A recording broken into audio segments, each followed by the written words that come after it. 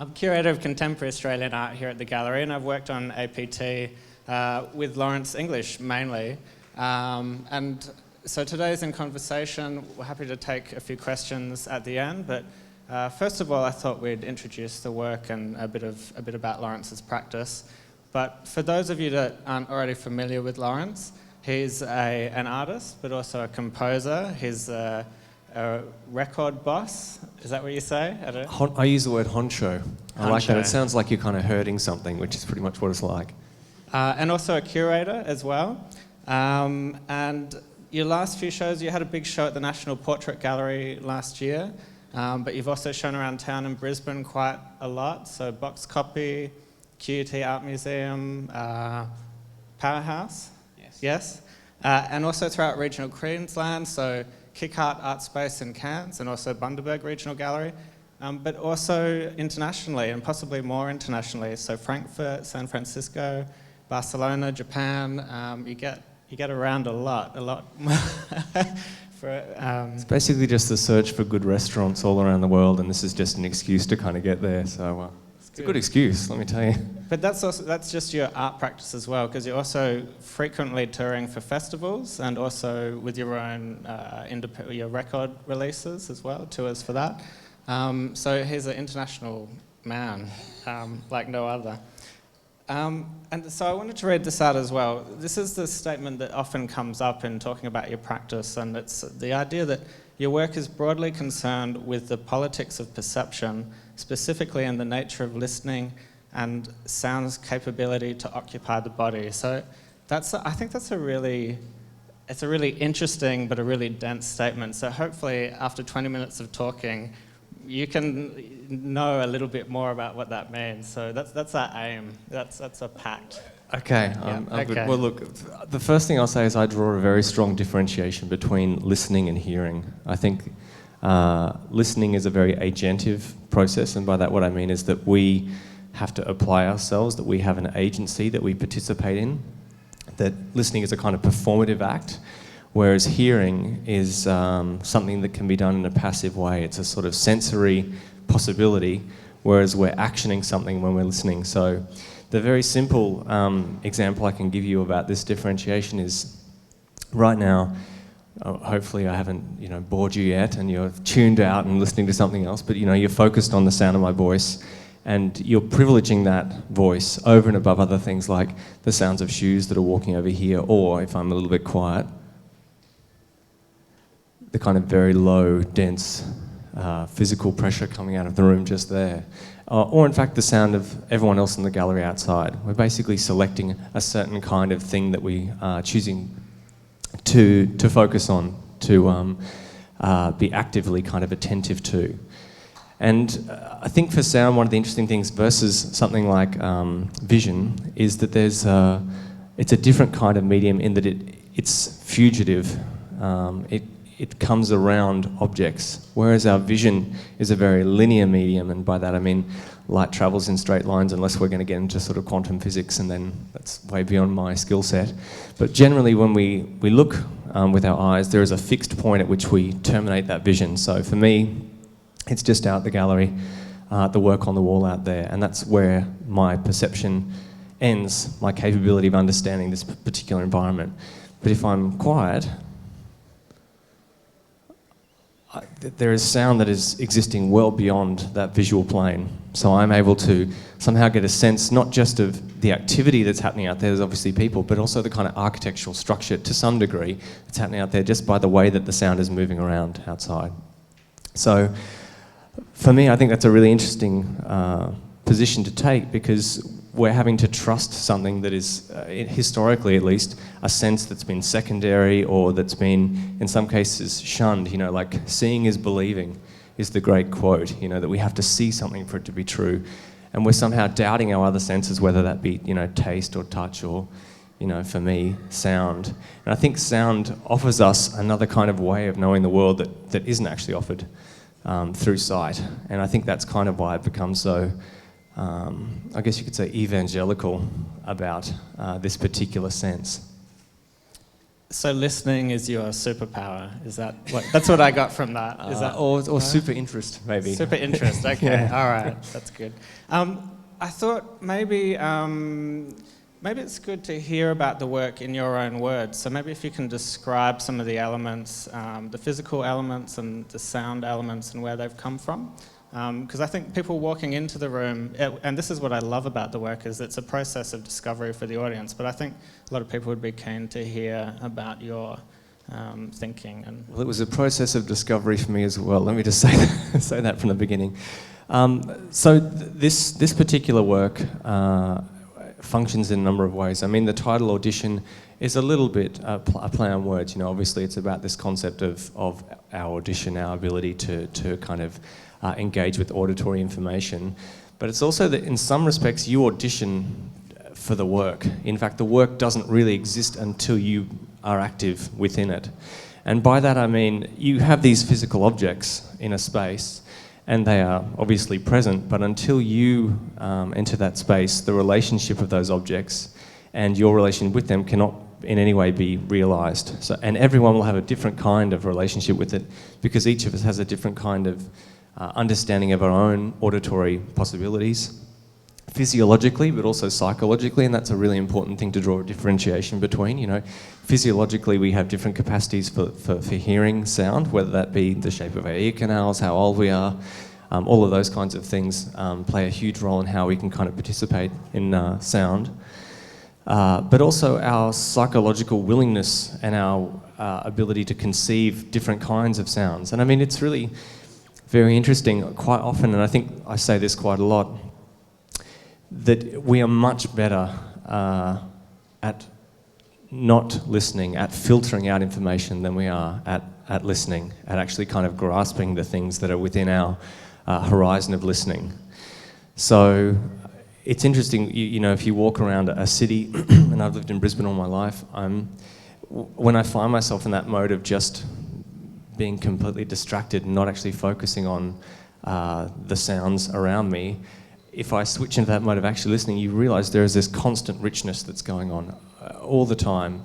Even things like, and I find it's easier when you're travelling, I guess, because the mundane sounds of other environments are completely fascinating. So I like this tapping sound that we've got now.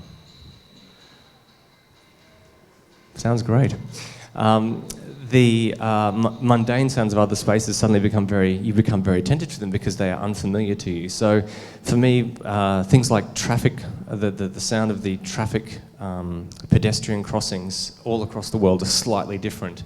And ours are very particular. And I find when I'm in a country like Japan, I'm incredibly attentive to those sounds, and people are really surprised by that because for them it's the everyday. When I'm with someone and we're walking around, like usually someone that's working in field recording or with sound, when they hear our pedestrian crossings, they're always quite curious about them because they're so metallic and percussive. You know, they're a really particular kind of sound that is very sort of invasive, and we just don't really pay attention to that. And it's kind of interesting that we choose to, or don't choose to, that we just do become very good at filtering out the information.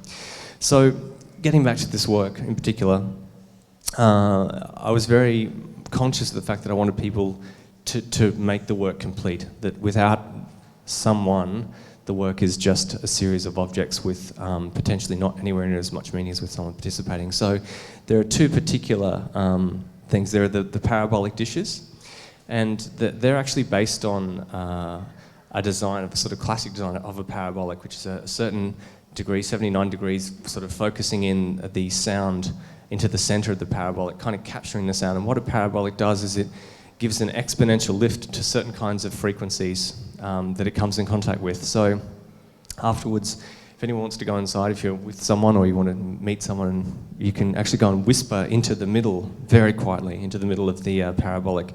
And someone else at your relative height on the other parabolic will be able to hear you incredibly clearly. And by whisper, I mean literally you can be like, "Hi, it's very nice to meet you." And they will be able to hear you in the other parabolic. It's quite extraordinary.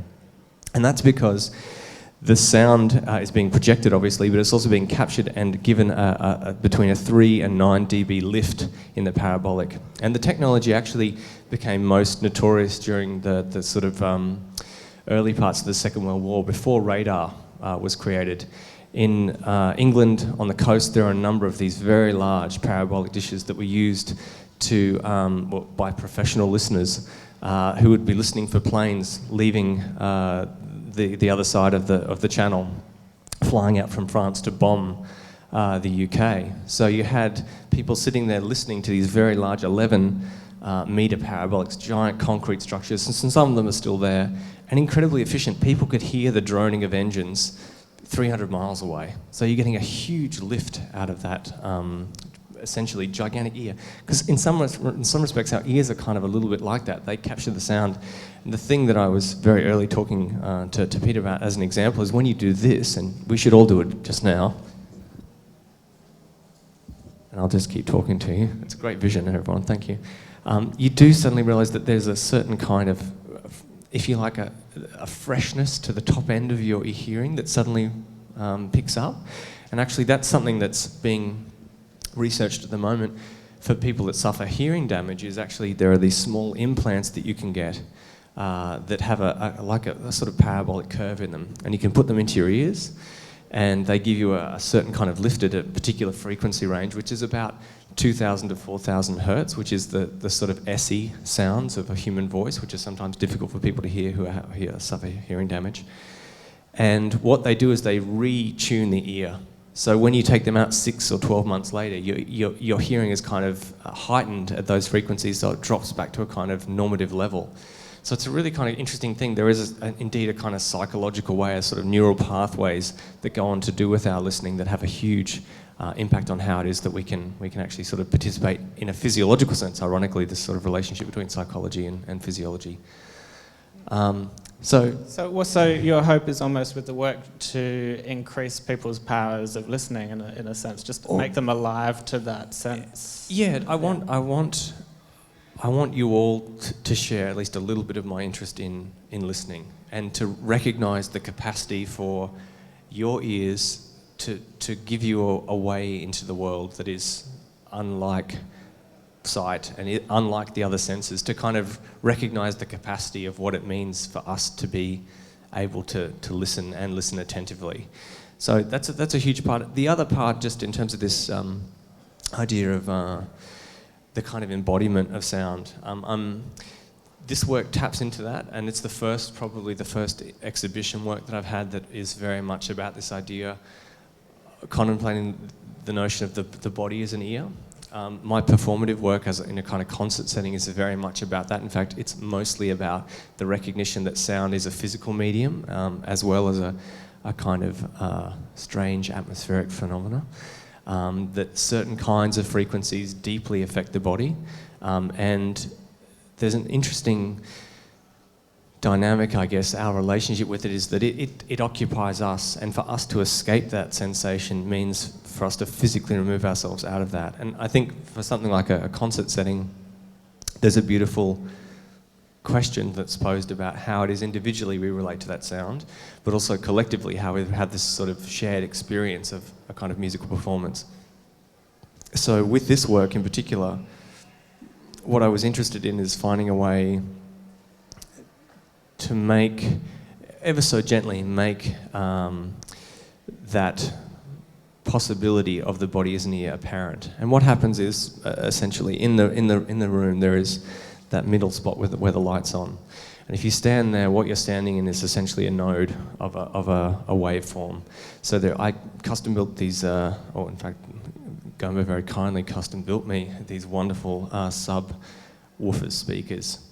And there are two of them. There's like a kind of material wall, which is the support for the parabolic dishes that are suspended there.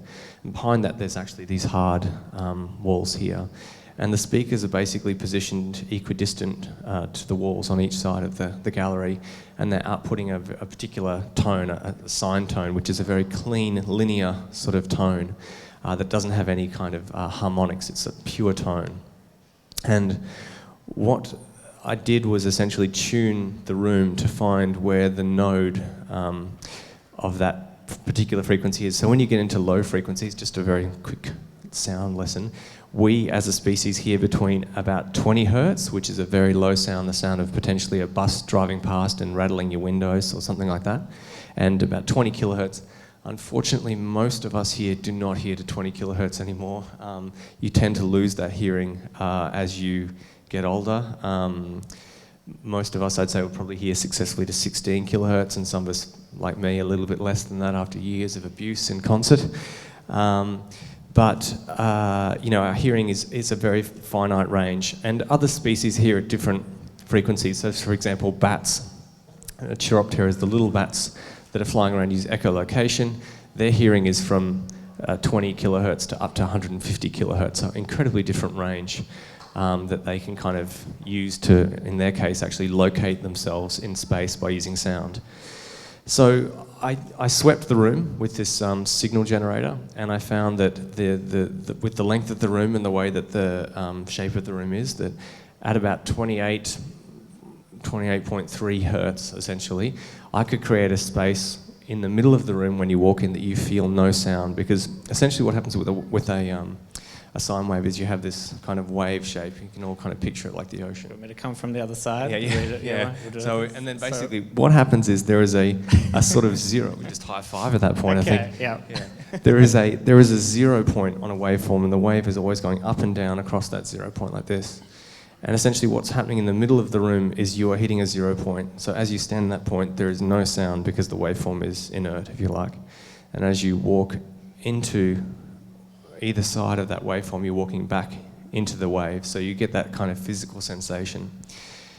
That's one part of it. The other part is that even though you don't necessarily realise it, you are incredibly good at understanding the space around you with your ears. It's a subconscious thing, but it's incredibly powerful. The easiest way is you can just all close your eyes for a second if you like. And I'm just going to walk around because I've got very clunky shoes, so.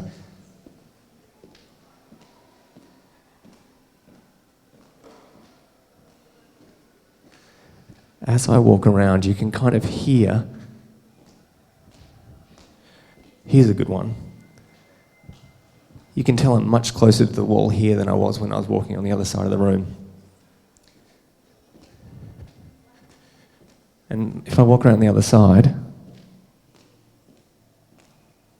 probably lose me there actually, but basically when you walk around yourself and you emit sound, you can open your eyes now, unless you want to, sometimes it's better just to close them. You will get some kind of information, be that reflection or whatever the case might be, that informs you how it is that you understand something. So as you approach these parabolic dishes, because they are these circular forms, or curving forms, subconsciously you are aware that there is an object in front of you and that it is performing a certain kind of function that you don't quite understand. So there's a sort of disorientation that happens with your listening in your ears. And then you get this increased pressure of the waveform as you approach the parabolic. So there's this kind of dual relationship of disorientation to some degree. But it's also very much a consciousness that you have these capacities inbuilt inside you, that your body can be an ear, but also that your auditory capabilities are incredibly strong, and if you are attentive to them, then you can begin to recognise things that are potentially not necessarily as present when we're just kind of in the everyday kind of environment. So it's a way of allowing you to recognise your agency and in some respects, your performativity within a kind of context like this. Well, that's great. That's the next question I wanted to ask, actually, is how important is it for you to encourage the audience to participate in the work? It's how, I guess, through the way that you've constructed it, you really invite that. So is that just sort of incidental from... Look, for this particular piece, and I suppose some of the other pieces that I've done historically, I am really interested in the way that each of you make the work exist and the capacity that the work has to kind of have meaning. It's interesting that when we tested the parabolics, when they first arrived here before the exhibition, the nature of the work was actually quite different, and the way that I think one of the challenges about sound, particularly in a gallery setting actually, is that there is a certain level of control that's possible and a certain level of complexity and chaos that is always inherent. And you are constantly trying to lasso the two of these things together. And it was amazing when we got the sound going and we sort of prepared the subs. We had to kind of work on those a little bit. But it became very clear that what I imagined was going to be the work, or was going to be the possibility for the work, was very different because of the way that the space actually functioned. And sound exists in time and space. They're the two kind of conditions of it. And you have to be responsive to those things. You can't just assume that what you're doing is going to be the same in every particular moment, in every particular environment. And most of the work I've done historically actually is about this idea of site-specific work. And it was interesting because, to be honest, most of the time I'm working outside in temporal environments. I'm working in spaces that are not galleries. It's only the last few years that I've really started doing more gallery-oriented work. And the same rules apply. Sound is this kind of great task mistress that kind of gets you to work for it.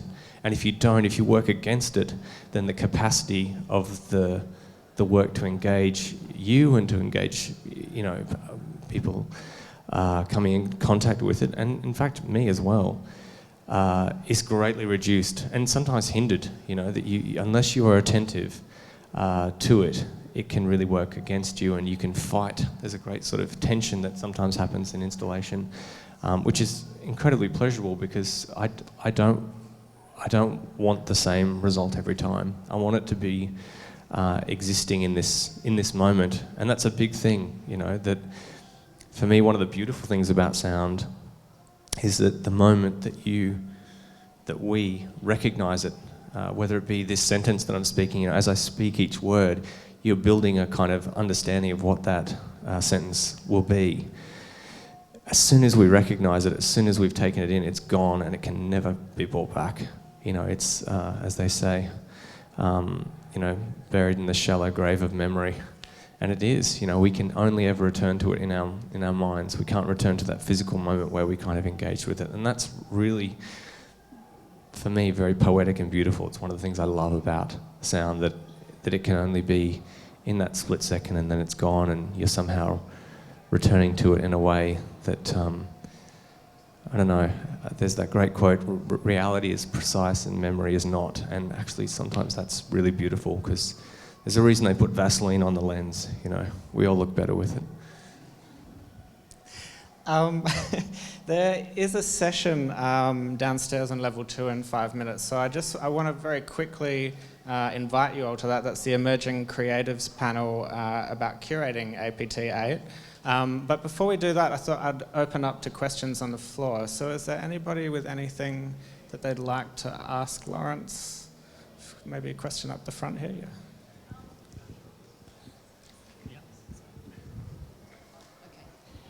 I've actually just noticed in GOMA and in modern art generally these days that sound is a much bigger part of it than it used to be. Do you want to make a comment on that?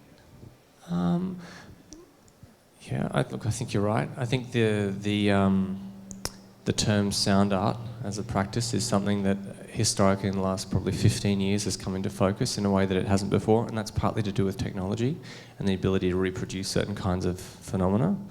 And the affordability of things like that. And I think that's also affected the way that people can participate in it.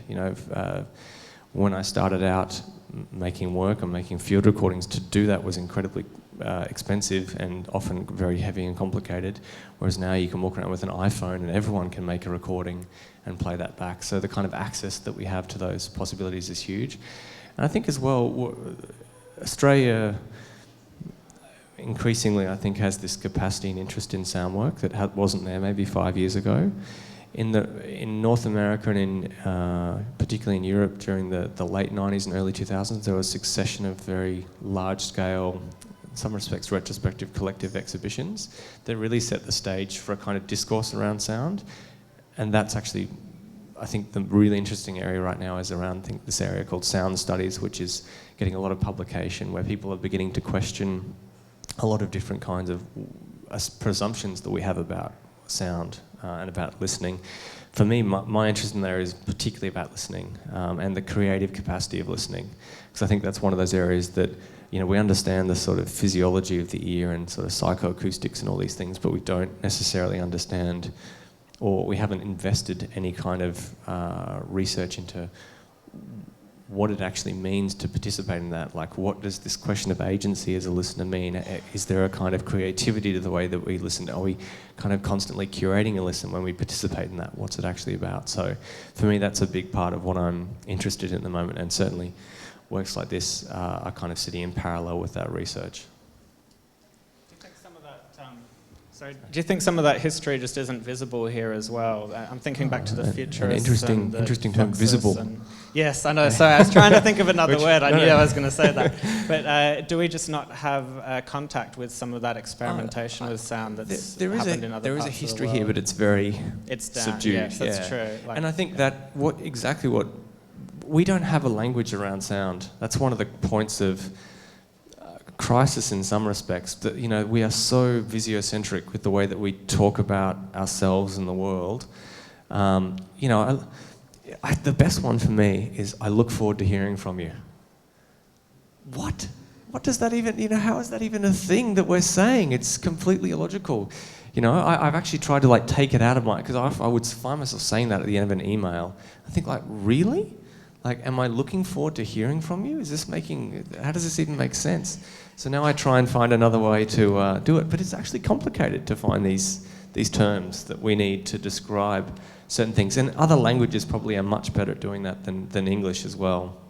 German, for example, or Japanese is probably the best. Some of the words that exist, because of the notion of the characters as well, the descriptive possibilities of a language like Japanese is incredibly powerful for sound. Any other questions? A very quick one. I'm going to hang around here for a minute anyway. If anyone has any questions about the work, you're more than welcome to join me, and I can explain anything else. But look, thank you very much for coming, and thank you for completing the work. Please help me thank Lawrence. I think that was a great talk. Thanks.